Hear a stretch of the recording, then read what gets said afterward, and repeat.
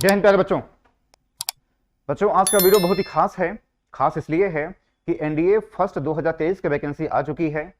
आपने फॉर्म को भरना भी शुरू कर दिया होगा, लेकिन इसके कुछ जो इंपॉर्टेंट पॉइंट्स है आज मैं आपके साथ वो शेयर करना चाहता हूं कि कुछ लोग फॉर्म भरते समय कुछ गलतियां कर जाते हैं। इससे ये होता है कि उनका जो फॉर्म है वह रिजेक्ट हो जाता है या फिर कुछ और भी प्रॉब्लम्स हो सकती है। तो जो मैं यहाँ पे बताने जा रहा हूँ आप इसको जरूर ध्यान में रखिएगा ताकि आपको फॉर्म भरने में कोई दिक्कत ना आए और आपका जो फॉर्म है वह रिजेक्ट ना हो। ठीक, तो आइए हम इसके जो है कुछ इसके की पॉइंट्स देख लेते हैं। पहला जो की पॉइंट है बेटा यहाँ पे,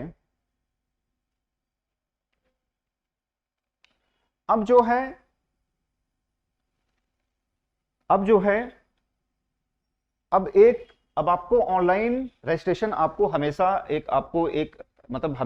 के लिए अब एक ओटीआर आपको मिल जाएगा। यहां पे अब ऑनलाइन रजिस्ट्रेशन होता है ओटीआर, यानी कहने का मतलब यह है कि अब आपने एक बार अगर पूरी जो इंफॉर्मेशन अगर वहां पे भर दिया उस फॉर्म में तो वो ऑटोमेटिक आपका अपलोड हो जाएगा। जब आप दोबारा फॉर्म अप्लाई करेंगे तो आपको उसमें नई इंफॉर्मेशन आपको डालने की जरूरत नहीं पड़ेगी। एक बार फिर समझिए, ऑनलाइन रजिस्ट्रेशन हो गया है यानी ओटीआर अब सिस्टम लागू हो गया है। ओटीआर का मतलब यह है कि अब आपने अगर एक बार फॉर्म भर दिया और आपने जो भी इंफॉर्मेशन दे दिया है तो फिर आप उसमें चेंज नहीं कर सकते हैं। अगर चेंज भी करते हैं तो बहुत लंबा प्रोसेस होता है। इसलिए सबसे पहले फॉर्म भरते समय आप पूरा नोटिफिकेशन पढ़िए, फिर आप फॉर्म को अप्लाई करिए। ठीक, तो पहली गलती आप इस बात को नहीं करिएगा क्योंकि अब ओटीआर सिस्टम लागू हो गया है। ठीक, दूसरी बात यह है बेटा यहां पे कि 10th की मार्कशीट और आधार कार्ड में सेम नाम होना चाहिए। यह बहुत बड़ी गलती होती है, बहुत बड़ी गलती होती है कि लोग ध्यान नहीं देते हैं। 10th की मार्कशीट में कुछ अलग नाम होता है और उनके आधार कार्ड में अलग नाम होता है, क्योंकि जब आप फॉर्म अप्लाई करते हैं तो इन सभी चीज़ों की जरूरत पड़ती है, आगे भी हमें जरूरत पड़ती है। और ये क्या है, एक प्राइमरी जो है आपका जो है एक डॉक्यूमेंट वेरिफिकेशन होता है। तो ध्यान रखिएगा, अगर आपके आधार कार्ड में कोई गड़बड़ी है तो आप उसको जरूर सही करवा लें और आप वहाँ पे जो है सेंटर पे जाएंगे, जो है जहाँ पे सही हो रहा है आप वहाँ पे सही करवा लेंगे। तो पहले आप इसको ध्यान रखिएगा कि 10th की मार्कशीट और आधार कार्ड में आपका जो नेम है सेम होना चाहिए और आपके फादर का भी नेम सेम होना चाहिए। ऐसा नहीं है कि आधार कार्ड में कुछ नाम हो और आपकी मार्कशीट में दूसरा नाम हो। ठीक है, ऐसी गलती अगर होती है तो फिर बेटा आपको दिक्कत हो जाएगी, तो आप इसको अभी सही करवा लें। दूसरा ये है कि फोटोग्राफ और साइन की अपलोडिंग में भी दिक्कत होती है। कैसे? कभी कभी होता है जब हम फॉर्म अप्लाई करते हैं, जब फॉर्म अप्लाई करते हैं तो फोटोग्राफ की जगह पे जो है साइन अपलोड हो जाता है, साइन की जगह पे फोटोग्राफ अपलोड हो जाता है, यानी इंटरचेंज हो जाता है। हम उस पर ध्यान नहीं देते हैं। ये बहुत ही ध्यान देने वाली चीज है, क्योंकि अब ओटीआर सिस्टम लागू हो गया है तो जहां पे जो एज इट इज जो इंफॉर्मेशन है आपको डालना जरूरी है, क्योंकि फिर आगे आपका जो प्रोसेस है उसमें फिर आप फंस सकते हैं, उसमें आपका लेट लतीफी हो जाएगा। ध्यान रखिएगा ये भी कि जहां पे जो चीज फिलअप करना है आप उसको वहीं पे फिलअप करें, जो चीज जहां पे अपलोड करना है उसको वहीं पे अपलोड करें। यानी ये गलती ना करें कि आपने फोटोग्राफ की जगह पे साइन अपलोड कर दिया, साइन की जगह पे फोटोग्राफ अपलोड कर दिया। ऐसी गलती आप कभी ना करें। ठीक है बेटा यहाँ पे। इसके बाद जब भी आप फॉर्म जो है, जब आप फॉर्म का जो है फी जब आप सबमिट करते हैं, जब आप फॉर्म का जो है जिसको हम फिक्सियस फॉर्म जो है फी बोलते हैं, जब आप फॉर्म का जो फी आप जो है सबमिट करते हैं तो कभी कभी ऐसा भी होता है कि आपके अकाउंट से पैसे कट जाते हैं, लेकिन यूपीएससी के पास वो पैसा यूपीएससी के पास वो पैसा नहीं पहुंच पाता है किसी ना किसी रीजन से। बहुत सारे कुछ साइट की दिक्कत हो सकती है, कुछ और चीज़ों की दिक्कत हो सकती है।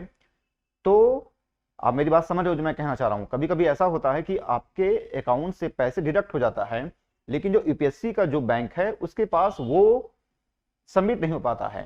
तो ध्यान रखिएगा, जब भी आप जो है सेकेंड स्टेज का जो आप फॉर्म भरते हैं तो आप कंफर्म हो लें कि वास्तव में क्या आपकी जो फी है वह यूपीएससी के पास पहुंच गई है, यूपीएससी का जो बैंक है उनके पास क्या पहुंच गया है। इस बात को आप कंफर्म जरूर हो लीजिएगा, क्योंकि ऐसे केसेस मिले हैं जो कि वहां से उनके अकाउंट से पैसे डिडक्ट हो गए हैं लेकिन वहां तक नहीं पहुंचा है।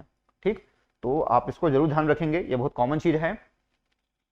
अगली बार ये है, अगला जो पॉइंट हमारा है कि जब भी आप फॉर्म को अप्लाई करते हैं बेटा, बहुत सारे लोगों को होता है कि फॉर्म जो है खुद जो है वो भर नहीं पाते हैं, तो वो साइबर कैफे के पास जाते हैं। तो साइबर कैफे वाला होता करता क्या है कि वो जब फॉर्म भरता है तो अपना ईमेल आईडी देता है, अपना जो है फ़ोन नंबर देता है, ऐसा होता है। यहाँ तक कि बताइए, मैं बताऊँ कि जब मैं शुरुआती समय में जब फॉर्म भरता था तो यही होता भी था, ना हमारे पास ईमेल आईडी था, ना हमारे पास कोई फ़ोन नंबर था, जो है ऐसा शुरुआती समय होता था, मैं फॉर्म अप्लाई करता था। ठीक, तो ये गड़बड़ी होती है ना। तो आप इस बात का ध्यान रखिएगा। अब चूंकि हर किसी को टेक्नोलॉजी की जानकारी हो गई है, अब मुझे भी जानकारी हो गई है, अब सारे काम मैं खुद ही करता हूँ। इस बात को ध्यान रखिएगा कि अगर आपको फॉर्म भरना नहीं आता है खुद ही, तो आपको जो है साइबर कैफे में अगर आप जाते हैं तो अपना ईमेल आईडी दें और अपना फ़ोन नंबर दें, ताकि जो भी आयोग की जो भी इंफॉर्मेशन है वो आपके पास आती रहे। क्योंकि कोविड-19 शुरू हो चुका है, पिछली बार भी जब आपका एग्ज़ाम हुआ था वहाँ पर भी ये सिस्टम लागू हुआ था, लेकिन जो है बहुत जो उसके जो इन्फॉर्मेशन होते हैं आयोग के, आपके पास पहुंचने में दिक्कत ना आए, इसलिए मैं कह रहा हूं कि जो है आप सारे जो है अपने जो भी आईडी आपकी है आप उसको लॉगिन किए रखिए और अपना जो है साइबर कैफे में अपना ईमेल और अपना फ़ोन नंबर जरूर दें।